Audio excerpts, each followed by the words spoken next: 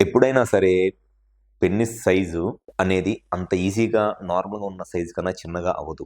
కానీ చాలామందికి చిన్నగా అయినట్లు అనిపిస్తది.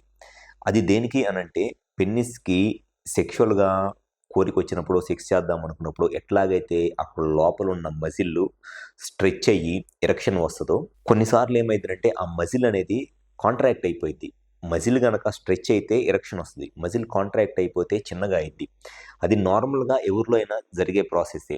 ఎప్పుడైనా సరే బాగా కోల్డ్ ప్లేస్‌లో ఉన్నప్పుడో, లేకపోతే బాగా స్ట్రెస్సు, యాంగ్జైటీ, టెన్షన్ ఇయన్నీ ఉన్నప్పుడు ఆ పెన్నిస్‌లో ఉన్న మజిల్ ఒక పెన్నిస్‌లోనే కాదు బాడీలో ఉన్న అన్ని మజిల్స్ కూడా కాంట్రాక్ట్ అయిపోతాయి.